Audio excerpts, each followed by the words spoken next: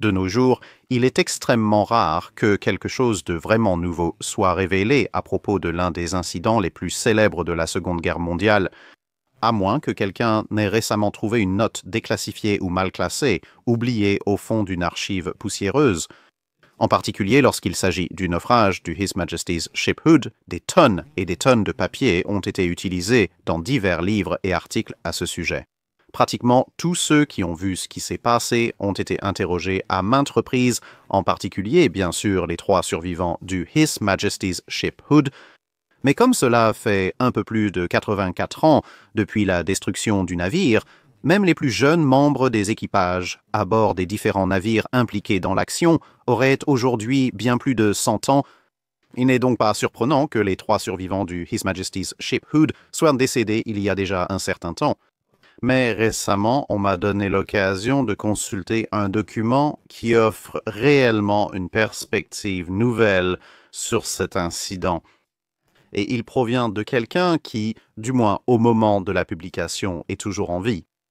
À 108 ans, il reste alerte.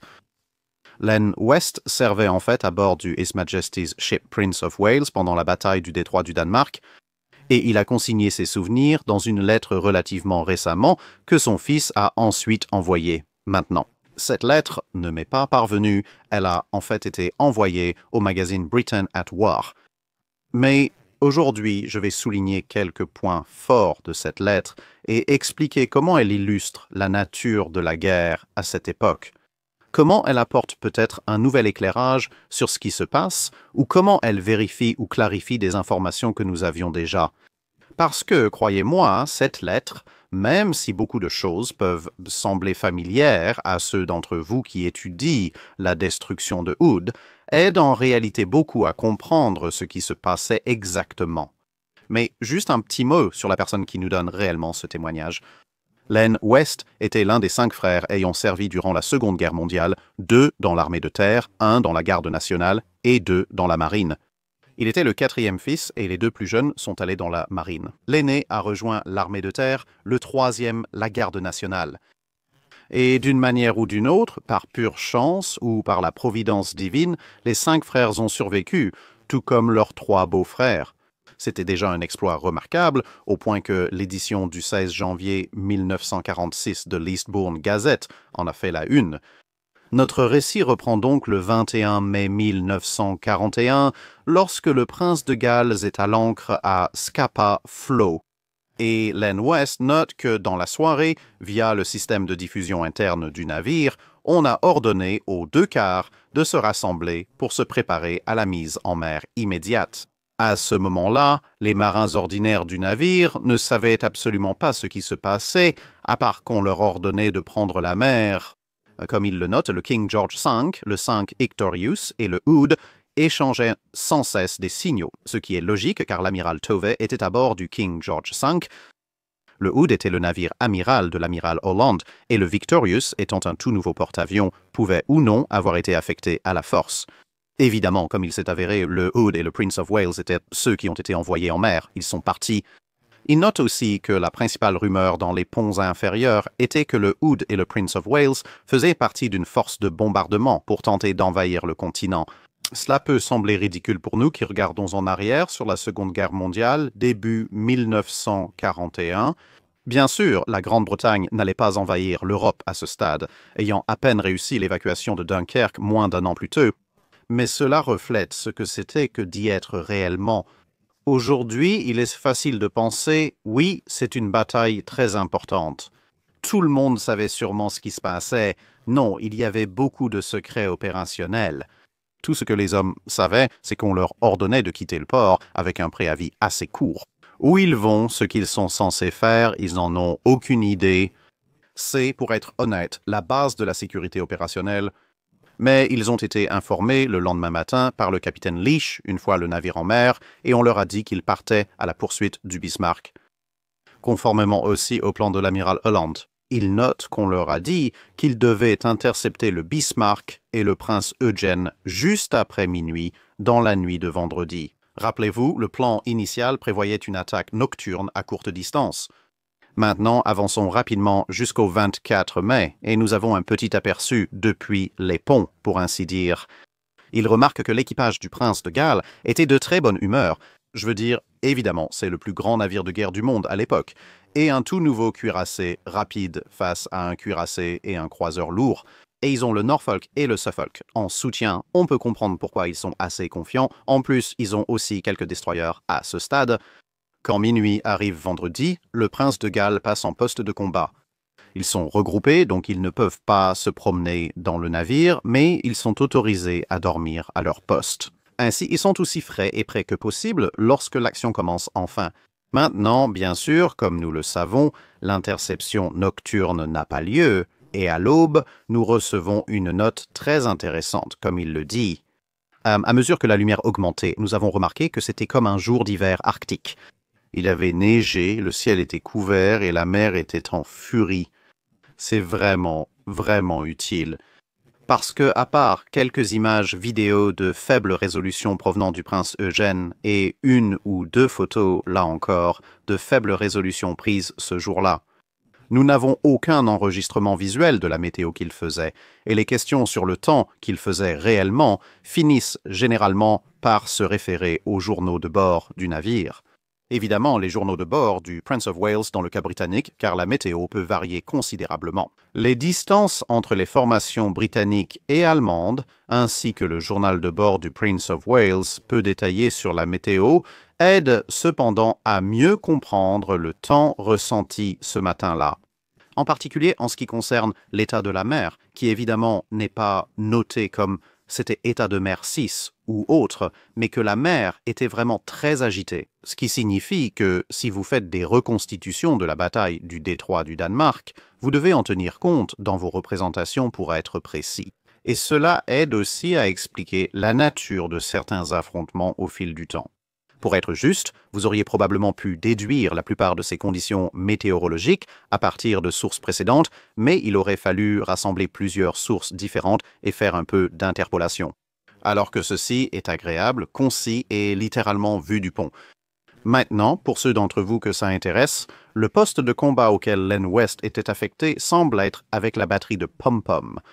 Au moment de la bataille du détroit du Danemark, le prince de Galles était équipé de 4 pom-poms octuples, et ceux-ci étaient montés par paires sur une plateforme de chaque côté du mât avant, qui faisait partie de la superstructure avant, mais juste derrière la tour principale du pont elle-même. Et cela était plutôt pratique, car bien sûr, cela offrait à Len une bonne vue sur les Allemands s'ils se trouvaient du côté tribord. Mais en faisant simplement quelques pas de l'autre côté, en passant essentiellement sous le mât avant en tripode et derrière la tour du pont, il pouvait ainsi se placer à bâbord de la plateforme Pom-Pom, offrant une bonne vue sur le Hood. Après avoir vu les deux côtés tirés, il a alors décidé d'aller voir le Hood tiré. Parce que, passer la tête autour de la tour du pont pour voir les canons du Prince of Wales, observer le tir signifiait essentiellement se placer devant un canon Pom-Pom de 40 mètres. Comme ils étaient tous à leur poste de combat, ils n'auraient pas pu agir sans être remarqués. Et maintenant, nous arrivons aux toutes dernières minutes du Hood. Et voici quelques informations très importantes. Vous remarquerez, d'après la vidéo que j'ai faite sur la façon dont le His Majesty's Ship Hood a été détruit, que ma théorie est que le His Majesty's Ship Hood a été détruit avant qu'il ne puisse commencer le dernier virage pour lequel il avait un pavillon de signal hissé. Il y a tout un tas de raisons à cela qui sont expliquées dans la vidéo elle-même. Mais il suffit de dire que certaines personnes avec, disons, des opinions très arrêtées sur ce qui est arrivé au Hood m'ont causé énormément de soucis à ce sujet ces dernières années. Ils sont obsédés par cette conviction, pour une raison ou une autre, sans que je débatte ici, que Hood était en train de tourner. Maintenant, évidemment, je crois que les preuves excluent complètement cette possibilité, mais malgré tout, allons voir Len parce qu'il a réellement tout vu se passer, donc je vais citer directement d'ici. Il dit « J'ai vu une salve tomber juste derrière et au-dessus de Hood. J'ai cru qu'elle était très proche. Je m'attendais à ce qu'elle change de cap, mais elle ne l'a pas fait et une autre salve est tombée trop courte et devant. C'était plutôt bien, artillerie, je l'ai pensé aussi. C'est essentiellement la dernière minute de la vie du Hood, et Len regarde deux salves tomber très près du Hood, l'une légèrement derrière, l'autre légèrement devant. Et lui, comme il le remarque, il s'attend à ce que le Hood change de cap, peut-être, mais il note très précisément qu'il ne le fait pas. Il suit encore sa trajectoire à ce moment. Eh bien, à ce moment du récit, nous sommes à quelques secondes de ce coup fatal, donc je reprends le récit. Quelques secondes plus tard, j'ai vu deux gerbes d'obus derrière le Hood et je m'attendais à ce que le reste de la salve tombe aussi derrière, mais les obus ne l'ont pas fait. Soudain, des flammes ont jailli des ventilateurs. J'ai cru à un petit incendie dû à l'explosion d'un obus. Jusqu'à ce moment-là, nous avions échappé aux dégâts, mais nous avions infligé des dommages au prince Hôte, et c'est évidemment ce que pensait l'équipage du prince de Galles. Les canons du Hood se levaient pour tirer, crachant flammes et fumée. Mes camarades et moi étions stupéfaits. À peine avait-elle tiré que j'ai eu le plus grand choc de ma vie avec une énorme explosion. Le Hood était caché à la vue par la fumée et les flammes. C'est vraiment intéressant, car nous pouvons comparer cela avec le récit du capitaine Leach à bord du His Majesty's Ship, le prince de Galles, qui à ce stade des événements se trouve peut-être à 6 mètres devant Len et probablement 6 à 9 mètres plus haut sur la passerelle. Et cela nous donne également une leçon très utile sur la perspective. Parce que le capitaine Leach note que deux obus de la dernière salve du Bismarck tombent légèrement en avant du Hood et un légèrement au-delà, mais évidemment, le quatrième obus, même si nous ignorons sa place exacte dans la séquence. Mais disons, pour les besoins de l'argumentation, que le quatrième obus est celui qui touche le Hood, et c'est celui-là. Évidemment, on ne voit pas d'impact dans le C4, ou plus précisément, on ne voit pas... L'explosion de l'obus provoque un énorme panache d'eau dans la mer, parce que l'impact réel de l'obus dans l'ensemble aurait été assez mineur. Dans le récit de Len, il voit seulement deux obus exploser en mer, projetant de l'eau, et pense qu'ils sont un peu à l'arrière du Hood. Il ne signale pas le troisième obus, que Leach mentionne, explosant au-dessus du Hood de l'autre côté, et bien sûr, il voit ensuite le Hood commencer à exploser. Pourquoi ai-je dit que c'est une bonne leçon de perspective? Eh bien, souvenez-vous que même si leur relèvement relatif par rapport au Hood est à peu près le même, la différence dans les petits détails de ce récit est presque certainement liée à la différence d'élévation. Len se trouve juste au-dessus du pont principal du Prince of Wales, sur la plateforme des Pom-Pom, mais Leach est encore plus haut. Donc, je pense que pour synchroniser les deux récits, ce qui se passe, c'est que les deux hommes voient les deux obus qui tombent légèrement en dessous du Hood. Pour Len, ils sont un peu en retrait, alors que pour Leach, ils sont à la hauteur du Hood. C'est la perspective humaine pour vous quand il s'agit de l'obus qui a survolé le Hood et a touché juste sur son côté bâbord. Je pense que ce qui se passe là, c'est le point de vue de Leach.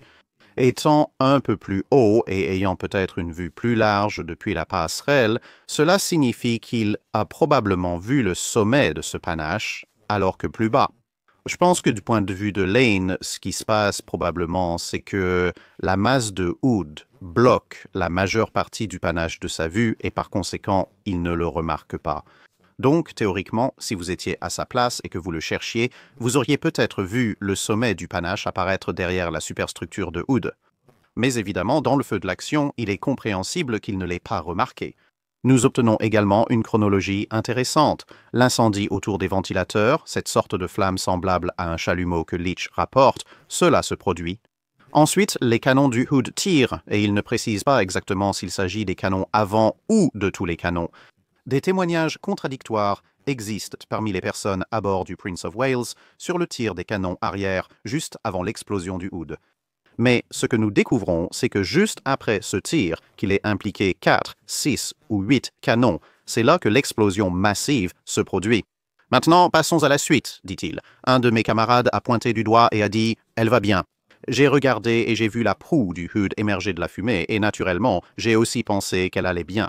L'explosion venait d'un magasin de munitions sur le pont supérieur qui avait explosé. Il s'agirait donc des soutes ou casiers de munitions de 4 pouces prêts à l'emploi. Mais mes espoirs se sont effondrés quand sa proue s'est élevée et a lentement replongé sous la surface. Cela correspond aux observations des autres témoins du Prince of Wales et des survivants du His Majesty's Ship Hood. Après cette grande explosion, la première chose signalée sur la passerelle du Hood n'est pas l'explosion massive, mais une perte de direction. Et tout le monde est un peu perplexe quant à la raison. Et puis le Hood commence à jeter un peu d'un côté, puis il commence à jeter un peu de l'autre côté, et ce n'est vraiment qu'au deuxième roulis. Et alors que le navire commence à tanguer, il devient vraiment clair sur la passerelle du Hood qu'il a en fait été touché mortellement. Et chose intéressante, cette durée permet justement une autre chose célèbre notée à propos du naufrage du Hood, à savoir qu'au moment où il coule, des témoins voient les tourelles avant tirées, ou du moins certains d'entre eux le voient. Ce n'est pas mentionné dans ce récit, mais le fait qu'il y ait eu l'explosion. Et le Hood a suffisamment de temps pour qu'au moins une bonne partie de sa structure émerge du nuage d'explosion, comme l'a vu Len. Comme décrit, du point de vue du Hood, il faut du temps avant que chacun réalise qu'un grave problème est survenu. Cela suggère qu'il s'est écoulé suffisamment de temps pour l'avant. Les équipes de canons, ayant tiré peu avant l'explosion, ont sans doute eu juste le temps de verrouiller et charger la prochaine salve avant de réaliser qu'un grave problème survenait. Parce que gardez à l'esprit que lorsque vous êtes enfermé dans la tourelle, vous aurez encore moins d'idées de ce qui se passe à l'extérieur. Les personnes sur la passerelle de Hood pouvaient au moins voir l'angle de roulis et d'inclinaison atteint par le Hood. Dans la tourelle, il faut déjà tanguer et rouler fort pour que les gens remarquent quelque chose d'inhabituel. Len poursuit ensuite en notant, évidemment, le prince de Galles effectue une manœuvre d'évitement pour ne pas entrer en collision avec l'épave du Hood, et puis, bien sûr, la passerelle du prince de Galles est touchée. Len parle d'une explosion, mais l'obus du Bismarck ayant touché la passerelle n'a pas explosé. C'est un obus de plus d'une tonne qui arrive en hurlant à vitesse supersonique. Il a simplement traversé la tour de la passerelle de part en part. Les effets pour toute personne sur le pont du canon Pom-Pom seront similaires à ceux d'une explosion importante. Et en effet, tout le monde là-bas se jette au sol et des débris commencent à tomber tout autour d'eux. Ensuite, Len décrit les dernières étapes de l'action du Prince of Wales contre le Bismarck et précise qu'ils ont rompu le contact à 08h45 lorsqu'ils ont quitté leur poste de combat. Il monte ensuite sur la passerelle et se rend compte par lui-même à quel point la passerelle était un véritable désastre. Ensuite, un obus est passé à travers. Il a aussi un lien personnel avec ce qui s'est passé sur la passerelle. Parce que l'un des hommes là-haut, un gars du nom de Dids, avait en fait vécu dans la même rue que lui avant la guerre et était maintenant mort. Il indique qu'un autre homme est décédé sur la passerelle peu après, suite à ses blessures. Abel Slater, matelot, était à bord du His Majesty's Ship Hardy lors de sa perte à la bataille de Narvik l'an dernier. Ainsi s'achève l'action du Prince of Wales dans le détroit du Danemark. Ensuite, quelques paragraphes supplémentaires dans la lettre où Len décrit les dernières étapes, alors que le Prince of Wales poursuit le Bismarck. Maintenant, quelque chose qui est encore assez souvent négligé, c'est que le Prince of Wales et le Bismarck échangent en fait encore quelques tirs avant que le Prince of Wales ne rompe le combat. Et il note en fait l'une de ces occasions, il dit qu'autour de 21h, ils ont été envoyés au poste de combat. C'est un peu plus tard, au cours de la poursuite. Et il note quelque chose de très intéressant. Il tirait en utilisant ce qu'il appelle l'appareil radiodétection et de télémétrie, c'est-à-dire le radar. Et il note que les opérateurs radiodétection et de télémétrie pouvaient voir sur leurs écrans chaque fois qu'on l'a touché, car on lui avait dit qu'ils avaient touché Bismarck moins de 3 fois. Maintenant, bien sûr, nous savons que historiquement, aucun coup au but n'a réellement été porté. Mais quelques autres personnes à bord du His Majesty's Ship Prince of Wales, pendant cet engagement, pensaient aussi que le Prince of Wales avait touché Bismarck. Mais le principal point d'intérêt ici, c'est qu'ils tirent en utilisant le radar. Donc, ils utilisent réellement le radar pour le contrôle principal de l'artillerie en mai 1941. Et que les écrans radar montrent en fait le pic des obus qui atterrissent. Et il semble que ce soit principalement basé sur l'intersection des endroits où les obus atterrissent et Bismarck sur l'écran radar. Ils font donc l'évaluation qu'ils ont réellement touché Bismarck et nous savons que les obus sont passés très très près, donc cela explique probablement l'erreur d'observation. Mais néanmoins, l'utilisation du radar d'artillerie à ce stade précoce de la guerre à une distance considérable. D'autres sources situent l'engagement à environ 20 000 yards, ce qui est très intéressant. Et puis, un dernier détail que je voulais souligner dans cette vidéo, c'est qu'ils notent qu'évidemment, en bas, près des pom-poms, ils entendent des avions approcher. Alors, ils prennent position au canon, mais on leur dit en gros de ne pas tirer dessus. Ce sont des alliés, et il note alors qu'il s'agit de Swordfish, des bombardiers torpilleurs qui passent, et ce sont bien sûr les avions du His Majesty's Ship, Victorious lançant la première attaque aérienne contre le Bismarck, et cela correspond aux archives historiques. L'attaque aérienne contre le Bismarck a eu lieu alors que le Prince of Wales le poursuivait encore. Le récit précise que le Prince of Wales n'était ancré en Islande qu'environ 2 heures, lorsqu'ils ont appris que le Bismarck avait été traqué puis coulé par le King George V et le Rodney. Voilà donc quelques points marquants de cette nouvelle lettre, de nouvelles preuves à ajouter au dossier de la bataille du détroit du Danemark. Bien sûr, un immense merci à Len West d'avoir partagé ses réflexions sur le sujet après tant d'années, et bien sûr à son fils de l'avoir envoyé pour une diffusion plus large. Et, bien sûr, un grand merci au magazine Britain at War de m'avoir contacté pour m'offrir l'occasion de commenter, d'abord sur la lettre elle-même, puis pour l'avoir publiée à un public plus large à ce sujet. Cela mérite absolument d'être pris en considération. Et sur ce, nous allons conclure cette vidéo. Merci à tous d'avoir suivi. À bientôt dans une prochaine vidéo. Au revoir.